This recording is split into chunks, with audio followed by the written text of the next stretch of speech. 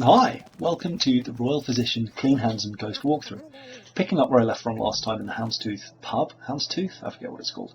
But buying a couple of upgrades, combat sleep dart and crossbow reload, and then a couple of sleep bolts. And then I'm just going to loot a little bit as well after speaking to Pembleton and Havelock. It's worth having a poke around in the pub because new stuff appears each time you come back, and even though there's not very much, it's often just enough to push you over the edge. There's some stuff up on the first floor here, and then up in the bedroom, even though you can't go to sleep. For killing the Weepers, Piero has left you a couple of sleep darts by your bed just here. Then it's back down to Samuel, and I take the longest route possible. But speak to him, and he'll see you off to the bridge, where the mission proper starts. Now, we'll only need one sleep combat dart this mission, but it's pretty straightforward, and we're going to grab most of the runes here and a couple of the bone charms. So you first of all jump up here, and then do a leap blink onto here. If you're a bit nervous about leap blinking, you can take a step onto the wall in between, but then shut the door behind you and have a loot here. There's got a lot of good stuff. And then up the stairs, where you will find the best blueprint in the game and the warehouse key. Stealth boots are, I'm just using that elixir so I can pick it up. That stealth boots upgrade, and for 1200 gold you get 2 levels of upgrade, and you basically become silent when you run. It's incredibly useful. Anyway, blink up there, grab the whale oil thing, put it in here, and off you go. I should probably mention, if you haven't seen the previous playthroughs of mine, I have got at this stage, I think, Blink 2, Agility 1 and Possession 1. And maybe Bend Time 1, I forget, or maybe I picked that up on the way here. Anyway, we're going to grab this room. It's on the other side of that door, which is locked, so loot that room, jump through the window onto this vent, and then there's sometimes a guy who patrols underneath you, so keep an eye out. Oh, I've got dark vision too, I think. Level 1, yeah, there we go. Drop down here, and then climb up this chain. You can jump onto it or blink onto it. Chains aren't that fun in this game, but in here is the room on a desk. And then smash this, and pop through, and then you are going to, here we go, yeah, these are the skills I've got. I'm just buying Bend Time 1 here. Now, blink over here, and then watch out for these guys, they shouldn't be too bad, and drop down behind these crates. I go the wrong way here, you don't go through this door, there's nothing even to pick up. Unless you want to go for a bone charm, but no. And then through to the next area. Now you can rush through here, but I take a diversion into Pratchett's house to empty the safe, and the combination of the safe can change, so it's worth checking the paintings each time. I think it was 374 when I played it one time, and 473 this time. But you read that note, and it will tell you the order of the paintings that you have to look at. The whale boat is the middle one, so that was 7, it's on the prow of the boat. That is a number 3, and when you go down to the floor below, Pratchett will be coming in, so watch out for him, get behind this door, and then just mug him, steal his key, and check out that gold thing for 100 coin, and the painting is there, that's the crowded streets, and there was a number 4 on there. Grab the rewire tool, and then it's back up 1 floor to open his little box. Now you've got the key, which has got another 100 coin in it. Head up and finish off the safe combination. I get it the wrong way around at first, but you'll get the idea. So if you just read that note and then look at the paintings that I showed you, you'll be able to work it out. So yeah, 473 this time. But in there is a rune and 200 gold, so it's definitely worth stopping there. Then from here we're going to go all the way up to the top and blink over to grab another rune. There is a Weeper or a Survivor. He's a aggro Survivor though, so I guess he's a Weeper in here. And you can either chase him there if you're quick enough, or just jump up on this block, he'll walk past you, and mug him from behind. And just leave his body there, make sure it doesn't fall over the edge. And then grab a rune at the shrine here, and that's 3 runes on this map. I'm not going to be buying that many skills, just the next level of agility and bend time, and then I'm pretty much done. So the last few levels we can just tear through without pausing for runes. I'll keep an eye out on bone charms just in case I find something nice, but I'm not going to go out of my way to get them. Now this bit's a bit tricky.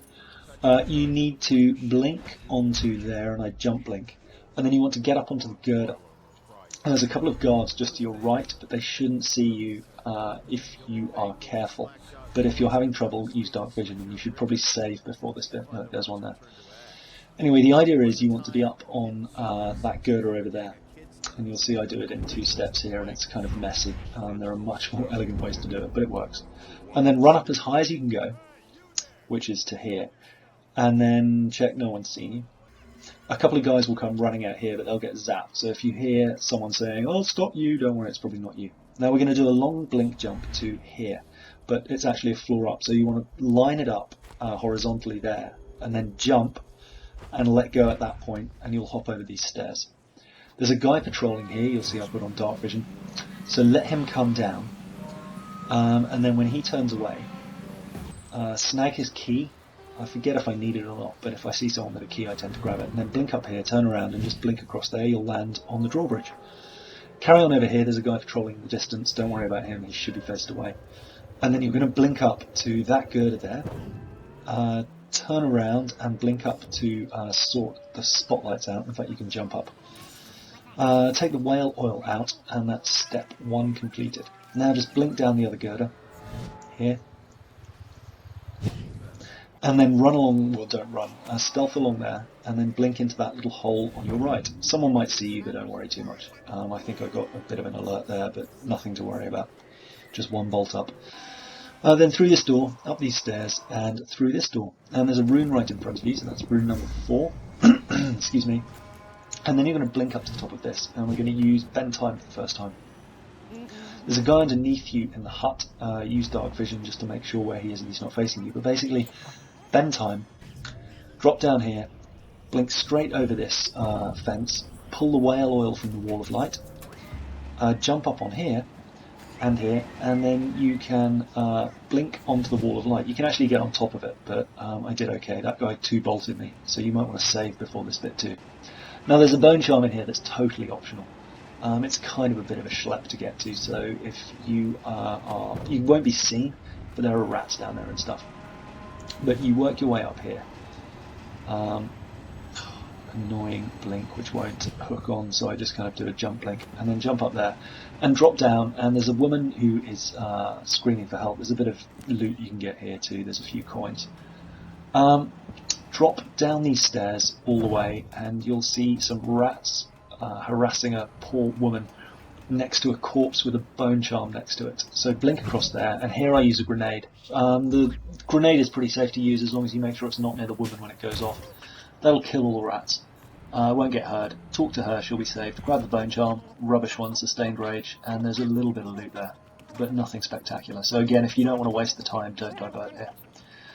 Then it is back up a level. I have a poke round to make sure that there's nothing too interesting there. Smash that, come through, and then drop through this door to the next stage. Now here there's a bone charm we're going to grab up here. If you smash this with your crossbow, may as well use those bolts. And then blink across, the bone charm is right in front of you along with some coins.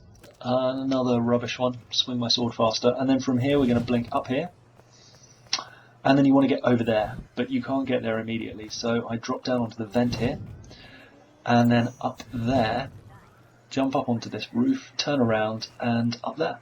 Now watch out, there's a guard up there who may see you. I've got this on hard, so that's probably why. But just drop down, make sure you're stealthed, and eventually he'll keep walking. Once he's well out of the way, there we go.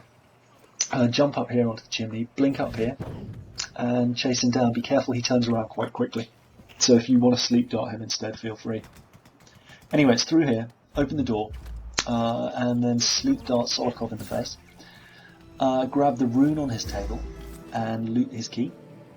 There's a blueprint there for Solokov's formula if you didn't pick it up in from Griff in the second mission as well.